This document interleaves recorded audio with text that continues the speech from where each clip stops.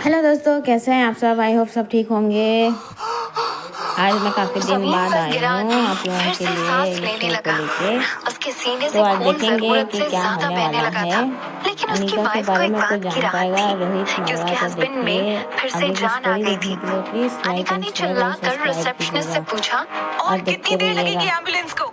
Receptionist thank ने you. तुरंत जवाब दिया, बस 5 मिनट। अनिका ने कॉटन बॉल्स का एक बड़ा गुच्छा बनाया। फर्स्ट एड से एक एंटीसेप्टिक निकाल कर उस पर छिड़कने लगी। कॉटन के गुच्छे को उसने पेशेंट के जख्म पर रख दिया और उनकी वाइफ से कहा, जब तक एम्बुलेंस नहीं आ जाती हम इस जख्म को खुला नहीं रख सकते। आप इस कॉटन को कस के पकड़िए। अनिका ने पेशेंट की टेम्पररी ड्रेसिंग तो कर दी, मगर इस बात की चिंता थी कि अगर एम्बुलेंस जल्दी नहीं आई तो पेशेंट का काफी ब्लड लॉस हो सकता है। जमीन पर गिरे आदमी की सांसें अब दोबारा नॉर्मल होने लगी, मगर उन्हें अभी होश नहीं आया था। आसपास खड़े लोग ये समझ गए थे कि अब वो खतरे से बाहर थे। धीरे धीरे लॉबी में खड़े लोगों ने अनिका के लिए तालियां बजाना शुरू किया। पेशेंट की वाइफ ने पेशेंट का सर अपनी गोद में लेकर अनिका से कहा, thank you so much doctor. अगर आज आपने वक्त पर इनका इलाज नहीं किया होता, I would have lost my husband. Anika का ध्यान होटल के मेन गेट पे था। वो जानती थी कि एक बार एम्बुलेंस आ जाए तो पेशेंट पूरी तरह से सेफ हो जाएगा। तभी पास खड़ी एक टीनेजर लड़की ने अनिका से एक सेल्फी मांगी। उसने अनिका से कहा, ma'am, if you don't mind can I have selfie with you? I want to post my selfie with the real warrior. Anika को इस तरह की पब्लिसिटी बिल्कुल पसंद नहीं थी। उसने लड़की से कहा, I am sorry, I don't follow social media, neither I like my presence there. Anika की इच्छा को रिस्पेक्ट देते हुए लड़की ने कहा, no problem ma'am, I understand, but thank you from all of us for saving this gentleman's life. Lobby में खड़े तमाम लोगों ने फिर से अनिका के सम्मान में तालियां बजाई। कामिनी गुस्से से चारों तरफ खड़े लोगों को देखने लगी, फिर अचानक चिल्लाकर बोली, स्टॉप इट, स्टॉप दिस। आप लोग इस औरत को थैंक यू कह रहे हो? आप लोगों को पता भी है इसकी वजह से पेशेंट्स की जान खतरे में आ गई है। सीपीआर से उनकी जान बचाई जा सकती थी, मगर इस लड़की ने जबरदस्ती इनका ऑपरेशन कर दिया। Do you know how dangerous it is? Operation करने के लिए ऑपरेशन टूल्स लगते हैं, कई सारी फैसिलिटीज की जरूरत होती है। ऐसे कहीं भी किसी भी पेशेंट का ऑपरेशन करना उसकी जान को जोखिम में डालना है। कामिनी की ऊंची आवाज और उसकी बातें सुनकर लॉबी में खड़े सारे लोग अचानक शांत हो गए। पेशेंट की वाइफ ने कामिनी से कहा, क्या कह रही हो? इस लड़की ने तो मेरे हस्बैंड की जान बचाई है। जान बचाई नहीं है, उनकी जान जोखिम में डाल दी है। इस घाव के अंदर इतने सारे जर्म्स, बैक्टीरिया जा सकते हैं, पता है तुम्हें? ऐसा होने पर कई सारे कॉम्प्लिकेशंस खड़े हो सकते हैं। पेशेंट की वाइफ को ये सारी मेडिकल टर्मिनोलॉजी तो नहीं पता थी, मगर वो सिर्फ इस बात से खुश थी कि उनके पति में फिर से जान आ गई थी।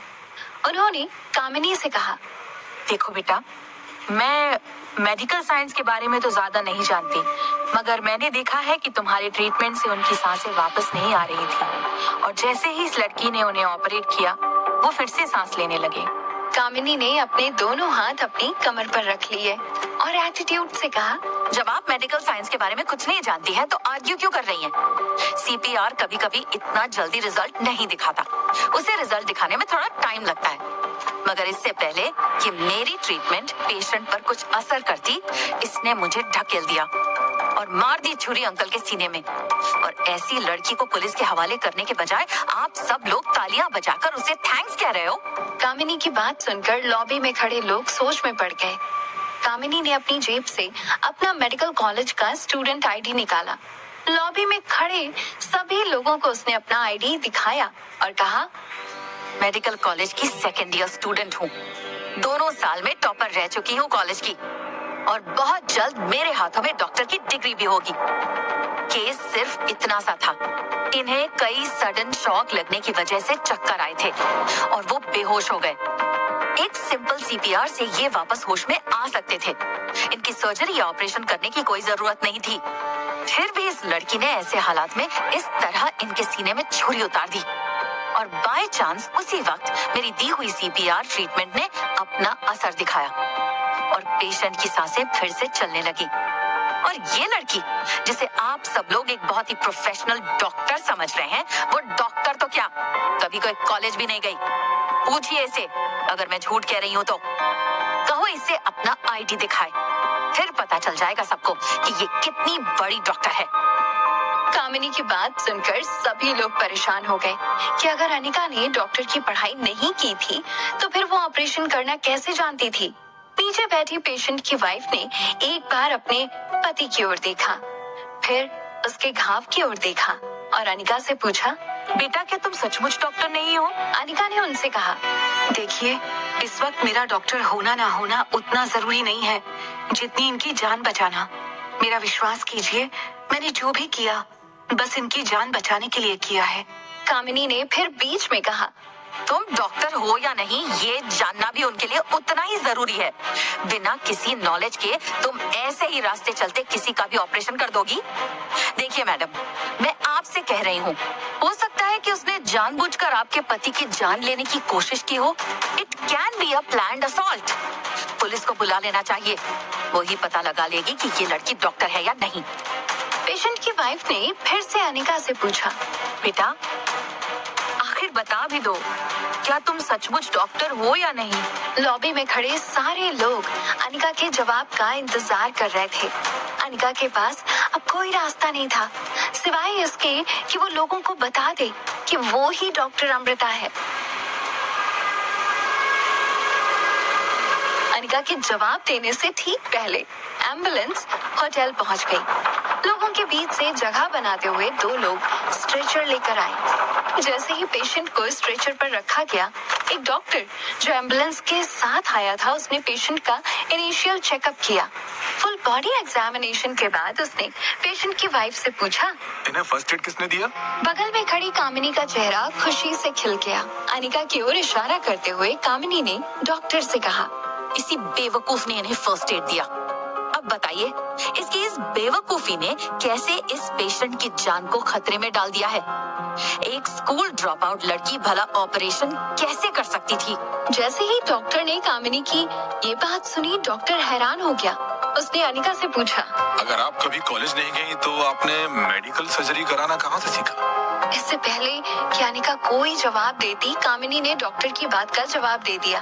यही तो मैं कब से समझा रही थी इन सब लोगों को, बिना नॉलेज के किसी को मेडिकल ट्रीटमेंट देना ये अपराध है। It is illegal.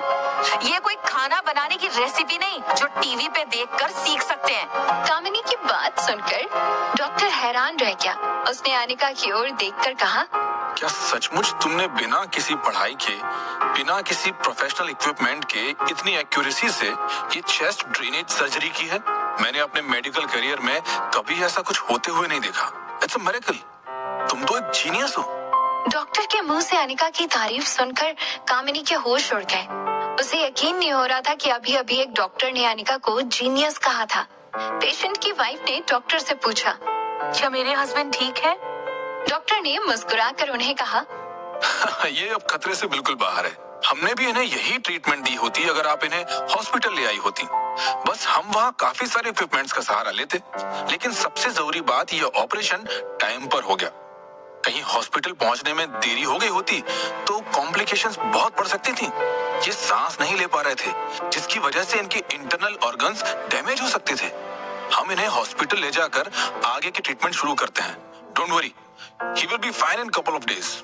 डॉक्टर जब तक पेशेंट की वाइफ से बात कर रहे थे, एम्बुलेंस वाले पेशेंट को स्ट्रेचर पर एम्बुलेंस तक ले जा चुके थे। पेशेंट की वाइफ एम्बुलेंस में जाकर बैठी, तब उसे याद आया कि उन्होंने बेवजह उस लड़की पर शक किया था। आखिर उस लड़की ने उनके पति की जान बचाई। उन्होंने एम्बुलेंस से बाहर झांक कर देखा तो होटल में मौजूद भीड़ में वो लड़की कहीं गायब हो गई थी। जब तक रोहित और सनी नीचे आते, तब तक एम्बुलेंस जा चुकी थी। होटल के स्टाफ ने रोहित को सब कुछ बताया। तभी रिसेप्शनिस्ट ने रोहित से कहा, सर वो पेशेंट हमारे होटल के गेस्ट थे, mister and Mrs Kishan Malhotra. ये नाम सुनकर रोहित को तुरंत याद आया कि मिस्टर किशन मल्होत्रा की फैमिली से मारवा फैमिली की काफी पुरानी जान पहचान थी। मारवा इंडस्ट्रीज के काफी लॉयल क्लाइंट थे मिस्टर मल्होत्रा।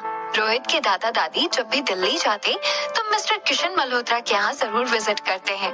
सनी ने रोहित से कहा। भैया मुझे लगता है हमें किशन अंकल को मिलने हॉस्पिटल जाना चाहिए। रोहित ने कहा। ठीक है, मैं ड्राइवर से कहता हूँ वो गाड़ी निकाले। तुम इंटरकॉम से फोन करके आर्यन से कह दो कि हम थोड़ी देर में आ रहे हैं। लॉबी की भीड़ हटते ही कामिनी लॉबी के बीचों बीच अकेली बेबस खड़ी थी। कुछ लोग जिन्होंने पूरा इंसिडेंट अपनी आंखों से देखा था, वो कामिनी को देखकर हंस रहे थे। कामिनी ने उन सब की ओर गुर्रा कर देखा और जोर से चिल्लाई, What? Why are you laughing? Life care hospital. Rohit और सनी लाइफ केयर हॉस्पिटल पहुंचे। मिस्टर किशन मल्होत्रा को हॉस्पिटल के स्पेशल फर्स्ट क्लास रूम में रखा गया था। रोहित और सनी जब रूम में पहुंचे तो किशन जी को होश नहीं आया था और उनकी वाइफ उनके बगल में बेहद थकी और टेंस्ड हालत में चेयर पर बैठी हुई थी। रोहित ने उनसे कहा, hello Anjali aunty, Kishan uncle कैसे हैं? मिसेस मल्होत्रा ने जब रोहित की ओर देखा तो वो उसे पहचान नहीं पाई। आंटी ने रोहित से पूछा, माफ करना बेटा, मैंने तुम्हें पहचाना नहीं। रोहित ने अपना इंट्रोडक्शन देते हुए कहा। जी आंटी, मैं रोहित मारवा। नाम सुनते ही अंजलि ने तुरंत रोहित को पहचान लिया और माफी मांगते हुए कहा, आई एम सॉरी बेटा, काफी साल हो गए हैं तुम्हें दिखे, पहचान नहीं पाई।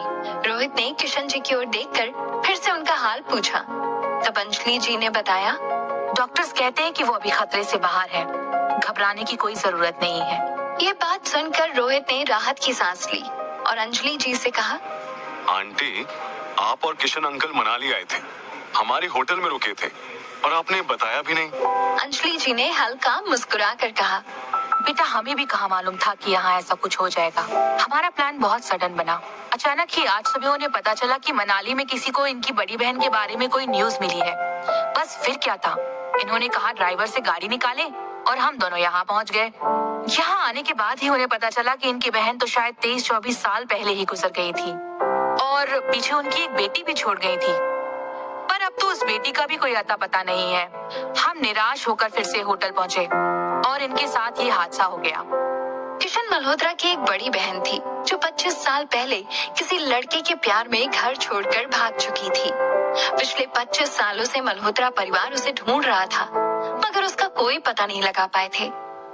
अंजलि आंटी की बात सुनकर रोहित को एक बात की राहत हुई कि अब किशन अंकल खतरे से बाहर थे। उसने अंजलि आंटी से कहा, आंटी, जब तक अंकल पूरी तरह ठीक नहीं हो जाते, मैं आप दोनों को यहाँ से जाने नहीं दूंगा। ये हॉस्पिटल भी आपका है और वो होटल भी आपका है, फिक्र करने की कोई जरूरत नहीं है। रोहित की ऐसी बात सुनकर अंजलि आंटी का अकेलापन दूर हो गया। फिर अचानक अंजलि आंटी को उस लड़की की याद आई। उन्होंने रोहित से कहा, रोहित बेटा, आज अगर तुम्हारे अंकल जिंदा है तो बस इस लड़की की वजह से। उस लड़की के हाथों में जादू है। अगर उसने वक्त पर अंकल का इलाज नहीं किया होता तो आज पता नहीं तुम्हारे अंकल के साथ क्या हो जाता। मैंने तो उम्मीद ही छोड़ दी थी। क्या तुम पता कर सकते हो कि वो लड़की कौन थी? जब तुम्हारे अंकल ठीक हो जाएंगे तो हम दोनों उससे मिलना चाहते हैं। रोहित ने भरोसा दिलाते हुए कहा, डोंट वरी आंटी, मैं पता लगा लूंगा कि वो लड़की कौन है। आप थोड़ी देर आराम कीजिए और किसी भी चीज की जरूरत हो तो ये मेरा कार्ड रखिए। इतना याद रखिएगा, फोन मिलाने से पहले घड़ी की ओर मत देखिएगा, बेटा समझकर फोन मिला लीजिएगा। रोहित की बातें सुनकर अंजलि को थोड़ी हिम्मत आई।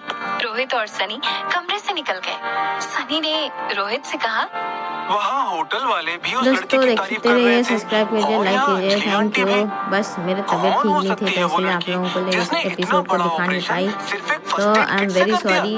बस सनी की इस आपको बात पर कंटिन्यू रोहित दिखाते ने रहेंगे हंसते आप हुए लोगों कहा, को, तो आप इस लोग दुनिया देखते में दो लोगों की रहिए कमी है, एक और तो प्लीज बेवकूफों की कमेंट करके और जरूर दूसरी बताइए जीनियस कि की। आप लोगों को सनी ने स्टोरी रोहित कैसी से लगी। पूछा। अच्छी मगर लगी भैया, तो हम भी इस बताइए, जीनियस को नहीं लगी ढूंढेंगे तो भी कैसे? बताइए, जिससे कि रोहित हमें ने समझ आए अपनी कि हाँ जेब आप से अपना लोगों को फोन स्टोरी निकाला अच्छा लग रहा और है तो होटल हम की सिक्योरिटी नेक्स्ट चीफ को स्टोरी ला फोन सकते लगाया। हैं, दिखा सकते रोहित ने हैं उससे आप कहा, लोगों को। आज लॉबी में Thank शाम को you. जो हादसा हुआ, मुझे उसकी सीसीटीवी फुटेज चाहिए। मैं जानना चाहता हूँ कि आखिर इतना कॉम्प्लिकेटेड ऑपरेशन किसने किया था।